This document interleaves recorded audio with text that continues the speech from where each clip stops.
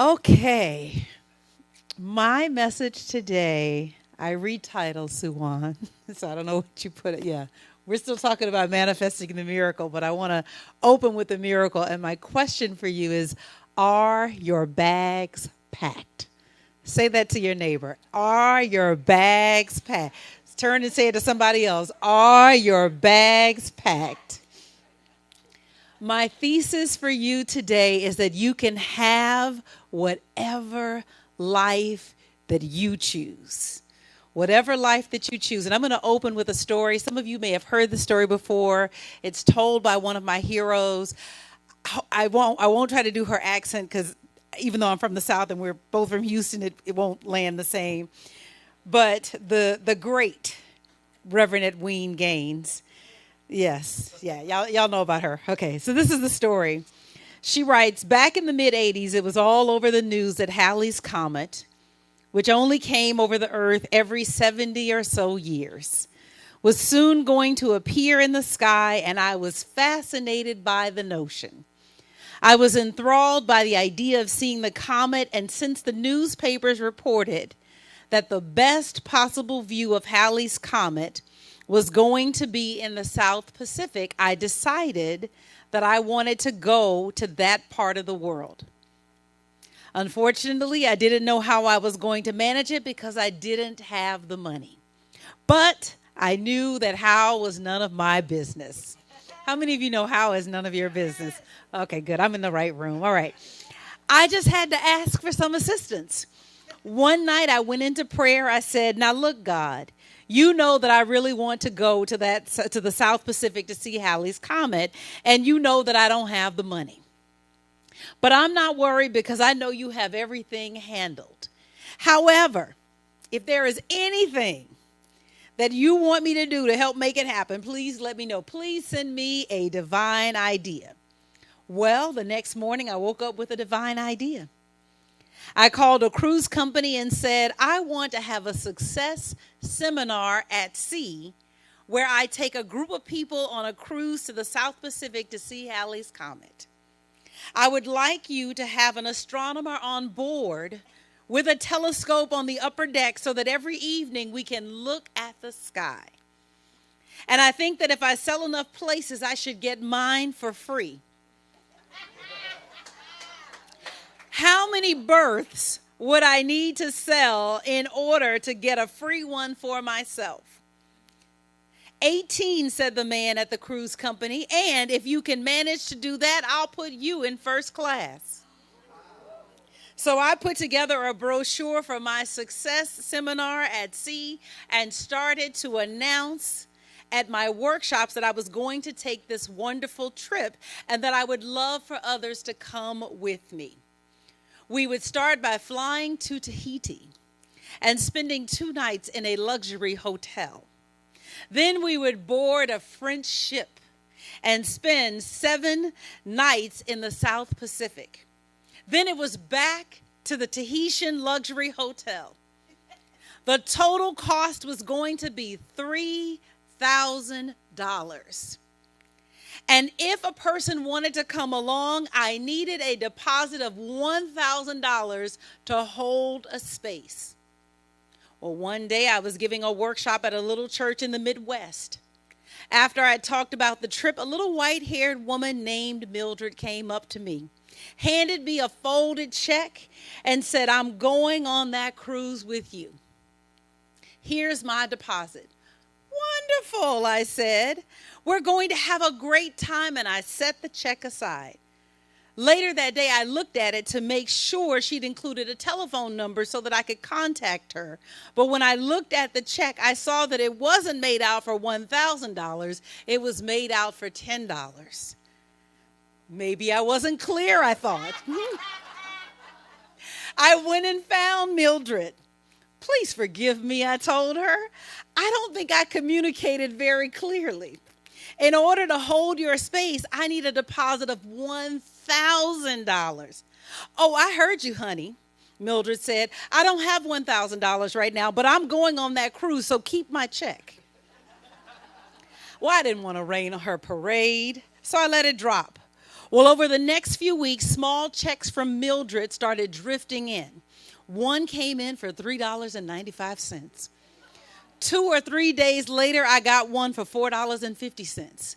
And then I got one for $7.95. And then I got a really big one for $12.50, and so on. By the deadline, when I had my 18 people enrolled, Mildred had given me about $97.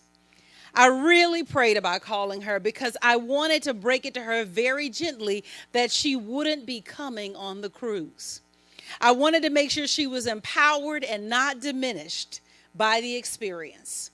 So I called her and I said, Mildred, my trip is now full, so I'm going to return your $97. And I just know the next time we have an opportunity to have an adventure together, that it's going to work out perfectly and we'll have a great time.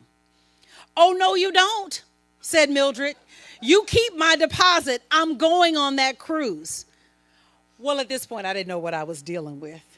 I was starting to think that Mildred was maybe a few sandwiches shy of a full picnic. So I began to speak very slowly and clearly. I don't want to be rude, but I don't think you understand exactly what I'm saying. I told her, I want to be real clear so you understand me. The cost of the cruise is $3,000. What I would need from you is complete payment of $3,000. But at this point, that would be no good because the trip is full. I wouldn't have room for you anyway. So I'm going to return your $97. I'm really sorry. She said, Dearie Pie, I understand you perfectly. The problem we're having is not that I'm not understanding you. It's that you're not understanding me. I am going on that cruise. Well, I didn't know what to do, so I took the coward's way out. Instead of arguing with her anymore, I just said, okay, well, we'll just pray about it. I hung up the phone. I thought I'd just send her the money back after I returned from the trip. Packing and getting ready for my seminar at sea was a lot of work, and I kind of forgot about Mildred while I got ready for the trip. Then, 2 days before we were scheduled to depart, I got a call from a very wealthy woman in Birmingham, Alabama, who was one of the first people enrolled to go on the cruise. Edwene, she told me, I'm in a real pickle. We have a family court case that's come up, and I simply have to be there. I have tried everything to get the judge to postpone it for a week so that I can go on the trip, but he won't do it. Now, I've gone on enough cruises in my life to know that it's much too late for me to get a refund. Do you know anyone who would like to go in my place? I could not believe what I was hearing. I could hardly wait to call Mildred and give her the news. I got her on the phone and I said, you are simply not going to believe what I'm about to tell you. Oh, there's no need to tell me, honey. My bags are already packed and waiting by the front door. I want you to ask your neighbor, are your bags packed? See, the universe is going to respond to intention. It is we humans that judge by dollar figures. But really, it is up to us to make up our minds. And so this brings me to the Simon Cowell theory, I think is what you call it. Simon Cowell Corollary, experiment number 3. Nothing is absolute. Only my thinking makes it so. Let's say that together. Nothing is absolute. Only my thinking makes it so. And touch yourself because I want this to really resonate. Nothing is absolute. Only my thinking makes it so. Is it possible? I know that's like I wanted to land. Because is it possible that all of the labels that you have placed on yourself, all the things that you've believed about yourself, all the things that you have said yes to, is it possible that it's simply just a mirage? And it only keeps appearing in your experience because you continue to believe it. Isn't that something? You know, back home, that's when we say you could just pass the plate right there. That's the rest of that's the sermon right there. Because if we could just let go of the beliefs, jeez, the BS. That's belief system. And so the experiment is to choose what's a story that you've been telling about yourself that for the next 72 hours you're going to tell a better story. That's the experiment. Mildred showed us what it is to abandon your belief and not enough. Didn't she? And let me tell you what Spirit gave me when I was going through that story. Neither she nor Edwin had the money. Neither she nor Edwin had the money. The universe responds to intention at the level of your consciousness. What Edwin had to give was her teaching, right, and organizing this success seminar at sea. But what Mildred had to give was $97. Isn't that something? And believe, oh my goodness. I love it. We don't know what story she was telling about herself. But I'm going to assume that if all she had was $97 to send, would it be fair to guess that she might be on a fixed income? We don't know, but it's a fair guess. How many of us are living cramped lives because we're on a fixed income? And Mildred had the audacity to dream that she could go and be in the South Pacific. What dream do you have on hold because all you have is $97 or $10?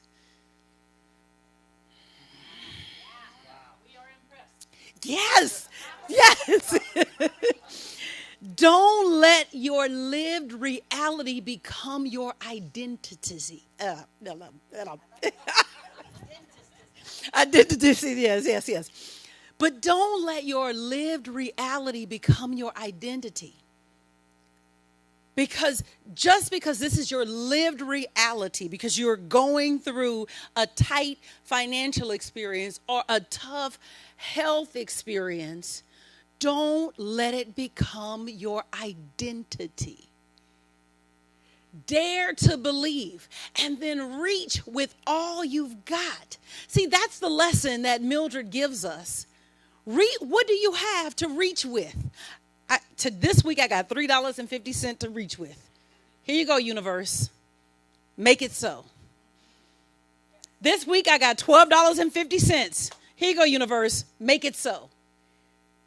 It is reach with everything that you have in you. I want you to get that there was no guarantee that Edwin was going to sell out all 18 births.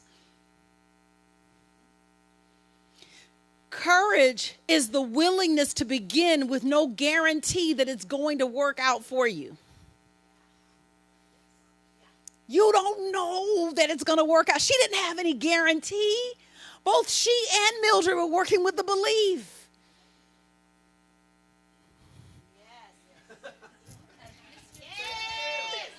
And at the level of your consciousness, the universe will deliver. They both were in the South Pacific. Oh. See, a belief is a thought that we simply think over and over and over again. Well, what's a new belief that you're willing to think over and over again?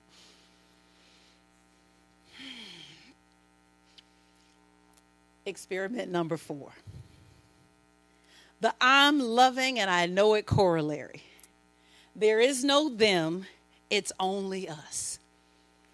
Is it possible, this is the question that she throws out, is it possible that all people and situations and events and other intolerable things, does anybody have any intolerable things happening in their life right now? Okay, no, is it just me? Well, this might be confession session. So Is it possible that those things are there to bless you with opportunities to grow? I know, don't shoot the messenger. And what if I just loved the circumstance that I was in? Not that I love it, right? Not that I'm saying it's okay that I'm in it, but that I loved the circumstance, that I just began to generate love no matter where I am. It is. It is. He said it's hard. It is. It is. You guys may not have anything hard going on in your life, but I got some things. I got some things that are going on that will make your head spin. And what I have learned, and the experiment, this is really a reminder as well as a testimony that the more love I generate, the more those circumstances that seem so intolerable get resolved. Sometimes there are things that I have to resolve, meaning there's an action for me to take. And sometimes when I take my hand off it and I just put my attention on love, they resolve themselves. And it's the spirit in me that lets me know which way to go, whether or not I resolve it or the thing resolves itself.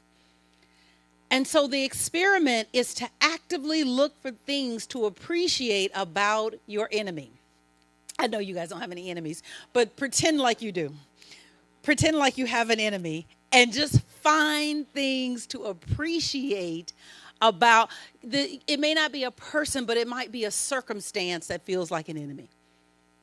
Right? Because we've been in New Thought a long time. Anybody, new to New Thought? No, nobody in the room, right? So we all been here long enough to let go of our enemies, people, right? But we've got enemies, health, right? We've got enemies, financial circumstances. We've got enemies, right? And so what if for the next 72 hours, that's all you got to do. You don't have to do this for a lifetime. I would never task you with that. Just for the next 72 hours, would you love on the thing you don't want?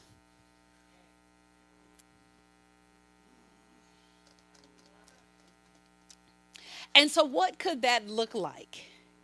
Well, it doesn't have to start with, I love you, not enough money. It doesn't have to start with that, right? It doesn't start with, I love you, this physical condition. But what it could start with is leaving little love notes everywhere you go. What if, I don't know where you shop, the grocery store, right? Let's just say. And what if you already had a little post-it with the word, I love you, and there's nothing you can do about it? And you go through and you pay your groceries, but before you leave, you slip that love note on there and keep going. It's so simple. What if the person that that you work with and they get on your last, they know where your last nerve is located. They have the key. There's only one key and they got the one key. And they know how to walk through. What if that person, you just slipped them a little love note? They don't know that you did it. You put, you can, in fact, you remember how back in the day, we don't do this anymore, but you would cut out of the newspaper. Does anybody get newspapers anymore? You would cut out of the letters out of the newspaper. No, that might come off wrong. Okay, but still, I love you and there's nothing you can do about it. And just leave the love note. The universe responds to intention. And my intention is to be love in action. There's this scene in The Matrix. It's my favorite scene. I talk about it often. It is the scene where Neo realizes that he's the one. And he stands up, and the agent that he's been running to through the whole movie shoots a gun at him. But instead of ducking this time, instead of dodging the bullets this time, he says no. And the bullet stops mid-flight. And then I love it because then he flexes, and the filmmakers were brilliant for this. I know it was God speaking to them, through them, for me. And then the universe bends around him as he flexes. That is what is happening for each one of us at every step along the way. But what keeps us running and dodging bullets is the lack of awareness that I am the one. Let's say that together. I am the one. It's not Neo that I'm looking for. It's me. I'm the one. You're the one that can stand up to the slings and arrows of life and cause them to stop in their tracks. But first, I've got to be love in action, because nothing can touch love. And you know this. Remember when you were first in love and no one could rain on your parade? They could come with some bad news and you say, don't bring me no bad news, baby. Because you were just in love, love, love. Nothing could permeate. Nobody remembers that feeling. It's just, okay. Nothing could permeate that armor of love. Well, the beauty is that you don't need another person to like wake up that feeling in you. You can wake that feeling up in yourself. And the way that you wake it up is by giving it. And so these love bombs for the next 72 hours, just leaving love notes everywhere you go, literally makes you an impenetrable force for good. No harm can come to you. No harm can come from you. We are love magnets. That's who we are. That's who we are. We've never been anything but a love magnet. We have been waiting on life to happen for us, but really, we are the operating power. Reverend Edwene, in her book, she says, for so many years, I prayed, God, this is Edwene. I'm right here. Just tell me what you want, anything, and I'll do it. I'll do your will, Lord. No, nobody ever said that. Whatever you want, I'll be there. I'm right behind you, ready to go. Just give me a sign. And she writes, and I think it's just wonderful. She says, well, finally I got quiet enough, and I heard God. And what I heard was, Edwene, this is God. I'm right here for you.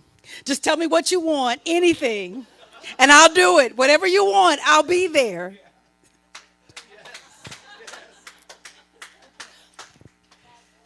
We are the operating power. We are the operating power. And it's up to us to decide and set this love in motion. Incredible things can happen and it can happen all the time, when you buzz at the right level. God bless you.